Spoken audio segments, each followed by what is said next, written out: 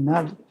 Então vamos lá. Então, meu nome é Alexandre, eu sou professor de Inteligência Artificial em Saúde na Faculdade de Saúde Pública da USP, e hoje eu vim falar sobre ética e equidade em inteligência artificial. Eu vou usar como exemplo a área da saúde, né, que na minha opinião vai ser a área que a IA vai mais transformar de todas as áreas, né, que a inteligência artificial vai impactar. A área que vai mais impactar, eu acho que vai ser a área da saúde. Então eu vou usar aqui exemplos da área da saúde, tá? Mas o interessante da inteligência artificial é que os impactos são bem parecidos nas diferentes áreas, né? Na educação, na saúde, nas empresas. São os mesmos algoritmos, são as mesmas técnicas, são as mesmas estratégias que funcionam numa área, funcionam em outra, então acabam tendo impactos relativamente parecidos. Tá? Mas eu vou aqui focar na área da saúde, porque é minha área de trabalho, é minha área de pesquisa, mas, de novo, vocês vão ver que as implicações são bem parecidas em todas as outras áreas que a inteligência artificial vai impactar. Tá? Então, em primeiro lugar, né, na área da saúde, a primeira coisa a ter em mente, né, sempre quando a gente fala de ética e equidade, nunca deixar de mencionar que a inteligência artificial o saldo da inteligência artificial na saúde e em muitas outras áreas vai ser extremamente positivo. Tá? Talvez na área da saúde seja a área que o impacto da IA vai ser mais positivo, né? Segundo proporcionalmente e em termos absolutos também. Tá? Porém, temos grandes desafios aí que vamos ter que superar para o uso desses algoritmos que sejam justos e equitativos na área da saúde. A IA na saúde tem um potencial imenso de diminuir desigualdades e aumentar o acesso à saúde, principalmente nas regiões mais remotas do Brasil. Tá? Nessas regiões mais remotas do Brasil, o profissional da cidade, a gente tem centenas de cidades no Brasil que tem um único médico na cidade inteira. Esse médico vai ter acesso à mesma qualidade de decisão do que os médicos aqui de São Paulo, do que os médicos aqui do Einstein, do que os médicos aqui do Sírio. Regiões que não têm, por exemplo, cardiologistas, tá? Regiões que não têm pneumologistas.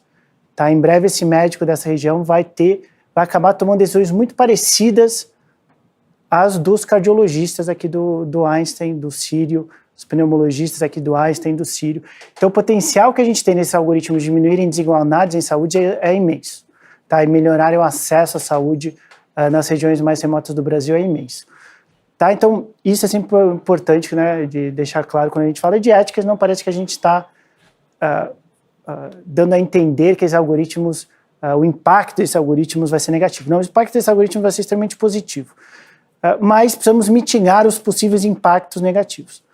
Tá? Então, vamos lá para os principais desafios do uso desses algoritmos, desafios éticos, bioéticos do uso desses algoritmos na área da saúde. Em primeiro lugar, esses algoritmos usam dados. Isso é inteligência artificial hoje, né? Machine learning, aprendizagem de máquina.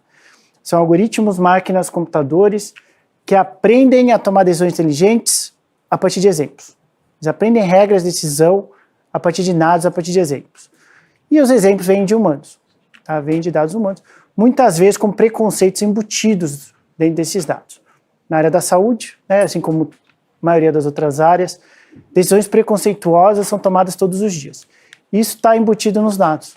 Tá? Prioridade de cirurgias, por exemplo, profissionais de saúde que dão prioridade de cirurgias para homens, para pessoas brancas, para pessoas de alta renda, etc. Isso está nos dados. E são com esses dados que os algoritmos vão aprender a tomar decisões inteligentes. E isso é uma fonte de muitos dos desafios que têm aparecido, né? Os escândalos, às vezes, que aparecem aí na mídia.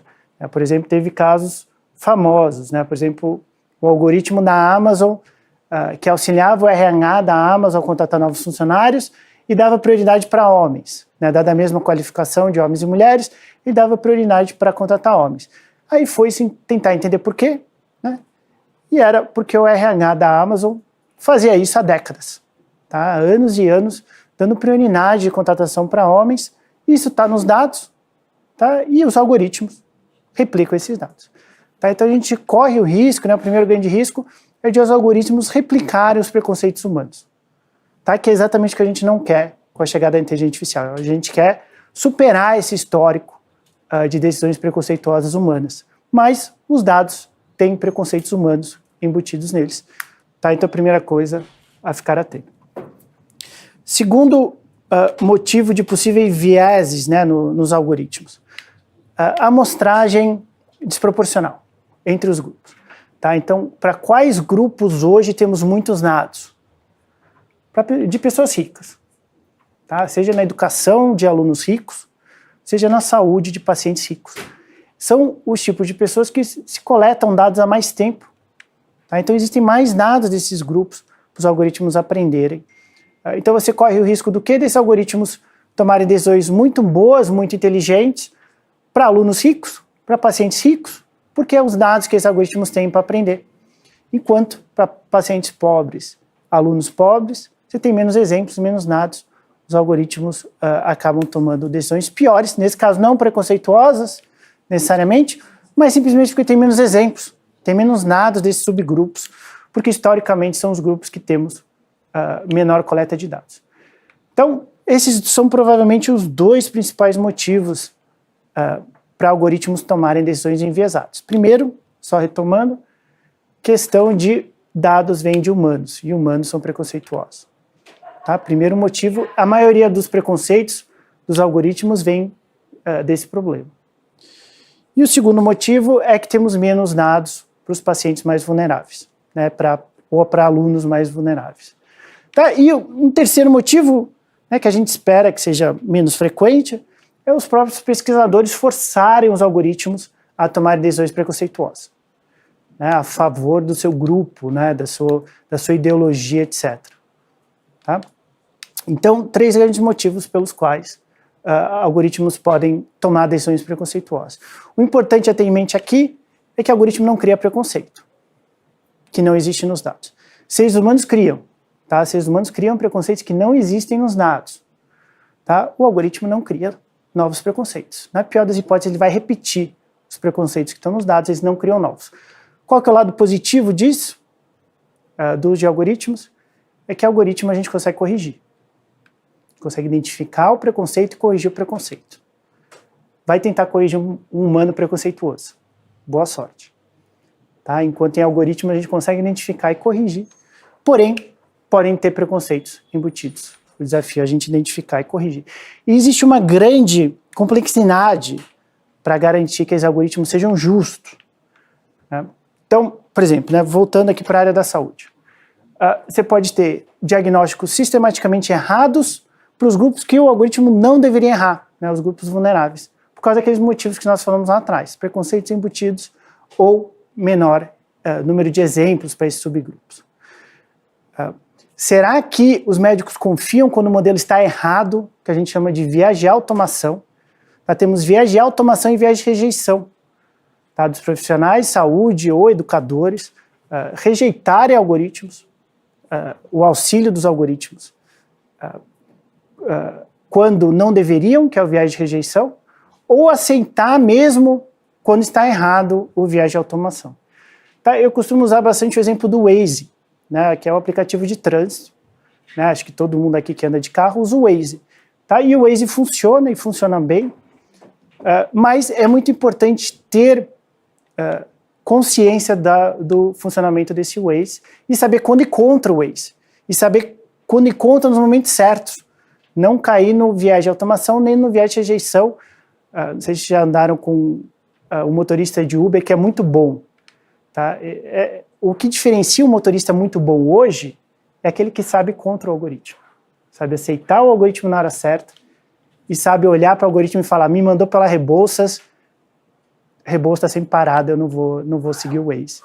Tá? Esses são os bons profissionais hoje da área que mais usa algoritmos de inteligência artificial, que são os motoristas. Tá? Então, é importante ter essa capacidade de ir contra o Waze nos momentos certos e aceitar o Waze nos momentos certos. Tá? E hoje a gente também tem um desafio, né, de toda a área da saúde, que não é uma característica da inteligência artificial, mas é uma característica de toda a área da saúde, onde você tem mais investimentos para áreas, para problemas de saúde, ou problemas como um todo, que afetam mais populações ricas. Tá? Um grande exemplo é a questão da malária, né? É dos grandes motivos aí de óbito no mundo, e é proporcionalmente investimentos baixíssimos comparados com outras doenças de países ricos. Recentemente saiu, acho que na semana passada, finalmente um tratamento para malária com alta eficácia. Tá? Então você corre o risco também que isso aconteça em machine learning. Bons algoritmos para problemas de saúde ou para desafios de educação de pessoas de alta renda. Tá? Então, como mitigar, agora entrando em umas questões um pouco mais técnicas. Como mitigar viés e garantir justiça distributiva em machine learning? Como é que a gente garante que um algoritmo é justo? Vou trazer aqui para vocês um pouco de questões técnicas, mas só para apontar os desafios complexos que é garantir que um algoritmo vai ser justo. A gente tem resultados iguais, performance igual e alocação igual dos recursos. Tá? Então, em primeiro lugar, resultados iguais. Então, é importante que a consequência do uso desses algoritmos traga benefícios finais iguais por diferentes subgrupos da população. Tá? Então, uma coisa é o algoritmo acertar para esse grupo, acertar igual para outro grupo, mas qual é a consequência desse acerto? O que acaba acontecendo com esse paciente se o algoritmo acerta um diagnóstico? Por exemplo, imagina uma doença rara, né? Às vezes ele acerta na mesma proporção de pacientes de baixa renda e alta renda, mas as pessoas de alta renda, nessa doença rara, elas conseguem um tratamento adequado para essa doença rara e as pessoas de baixa renda não conseguem um tratamento adequado. Então, por mais que o algoritmo acerte na mesma qualidade, ele não tenha viés de decisão, viés de performance, e tem viés de resultado. A pessoa resolveu o seu problema em um lado, para um grupo, e não resolveu para outro grupo. Tá? Então, primeira coisa a ter em mente. Segunda coisa, né, que é, na verdade, a área que as pessoas pensam, quando pensam em fairness, quando pensam em justiça, equidade em machine learning, é de performance igual. Tá? Ou seja, o algoritmo está acertando na mesma proporção auxílios a decisões de pacientes de alta renda, baixa renda, mulheres, homens, etc. É questão de performance igual. Mas a gente começa a entrar numa complexidade muito grande quando a gente fala de performance igual, de qualidade de decisão igual. Porque nós temos várias métricas de performance. Pode ser proporção de acertos, por exemplo.